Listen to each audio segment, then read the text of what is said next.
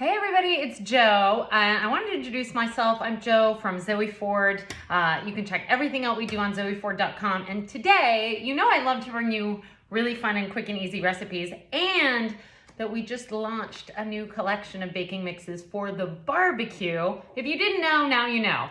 You can check out the whole collection at zoeford.com. And today, I wanted to show you one of my most beloved recipes. I think I've been making this for a decade, and now it's time for me to share it with you. So, it is as good as it looks. So I'm going to show you. It's so quick. You have all the directions on the back on how to bake it on the barbecue, but you can also bake it in a home oven, and all the directions to bake it in a home oven will be on the website, on the product page, so you can check it out. Don't worry if you don't have a gas barbecue, and yes, you need a gas barbecue. Charcoal, much harder to control, but gas barbecue, away you go. Great thing for the summer because you can turn your barbecue on, bake a loaf of bread, keep the barbecue going, bake your steaks, your potatoes, your veg, whatever it is you're going to enjoy. And by the time you sit down, you've got a fresh loaf of bread you can enjoy it with, and everybody will just be in awe of your bread making talents and how quickly you made it. So here we go.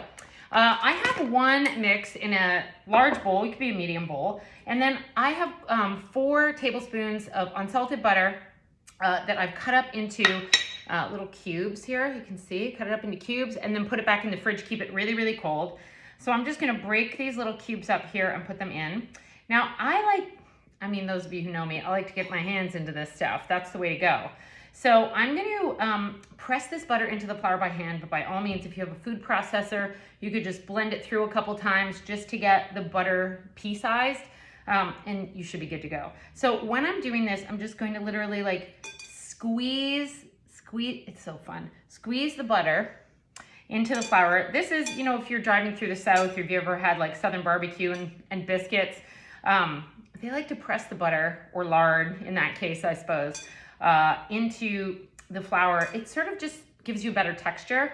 And for all my vegan friends out there, or non-dairy friends, you can make this with a non-dairy alternative. It will be great. And we're gonna put in some buttermilk. The way to make buttermilk, I'm also gonna put it up on the website, is that I have 1.5 cups of buttermilk I'm gonna be using in this recipe. So what you wanna do is take a 1 cup measure and a 1/2 cup measure.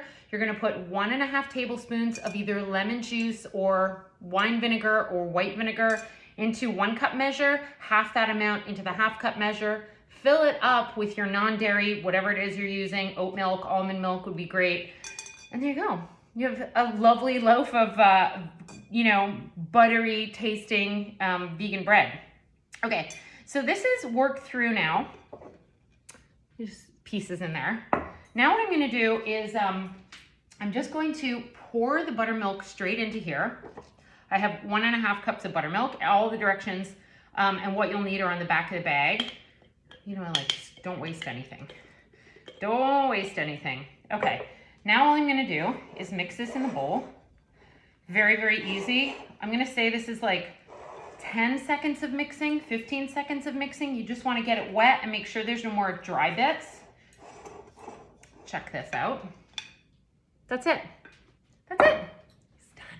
It's done. Okay, so next thing I wanna talk to you about is a really good loaf pan. If you're gonna bake anything with us on the barbecue this summer, you wanna get stuff that's sturdy. This might've been $10. You could either get it at your local store, Canadian Tire, Amazon, a restaurant supply store. Just make sure it's nice and thick. You don't want anything burning on the bottom.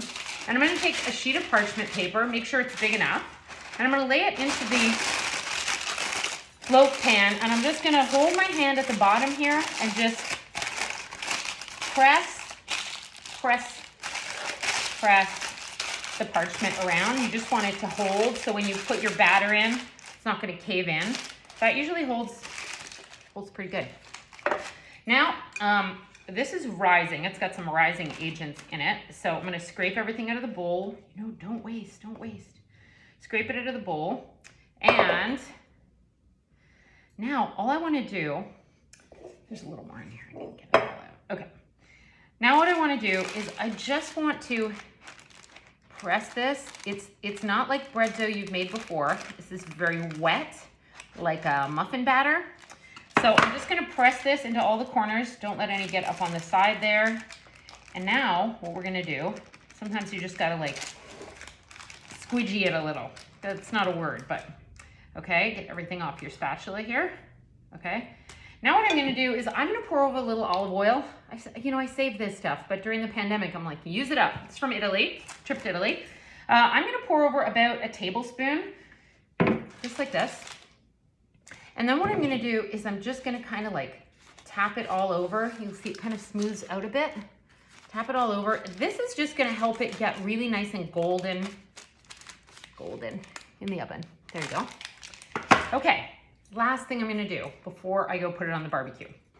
Two things actually. Number one, I like to add things in. The other day I added in tons of fresh chives from the garden.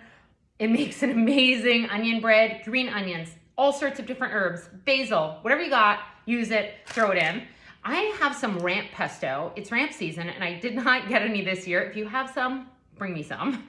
But this is a ramp pesto from last year that I had in the freezer, time to use it up.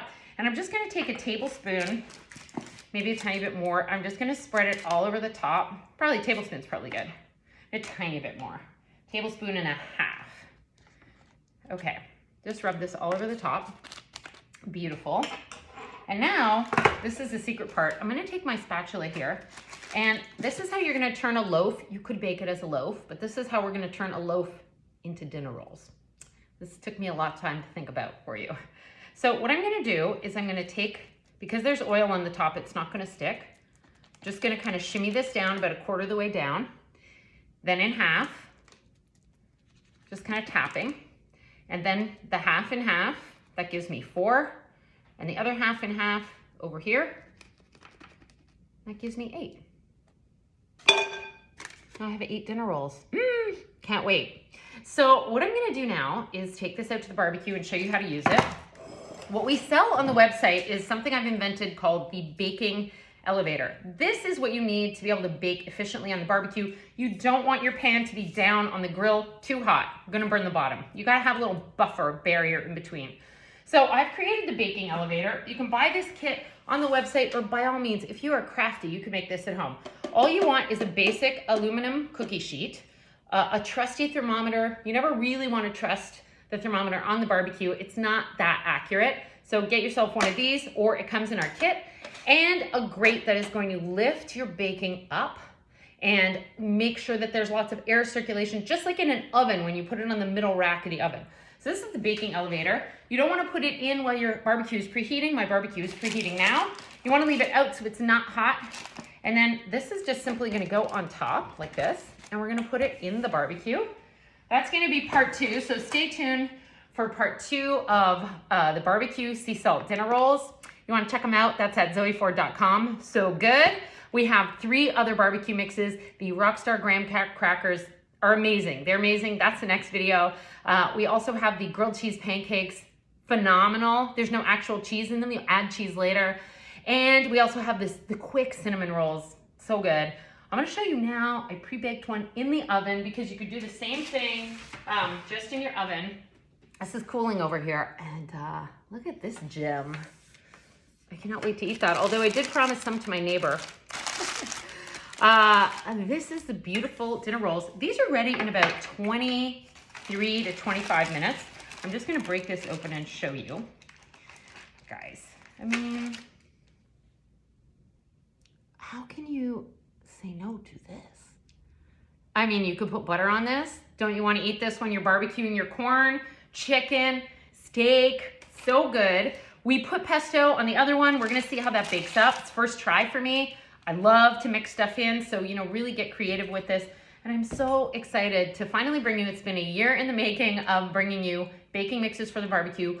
We are going to barbecue bake all summer long. So sign up for the newsletter at zoeford.com. Check back for lots of videos. Sometimes I know what I'm doing, sometimes I don't. So stay tuned for the next video. I'm gonna take you outside, show you how to put this on the barbecue and get it all fired up. And then you can order it and enjoy, and we'll bake together all summer. Can't wait. Show me what your results are, and see you soon. Bye.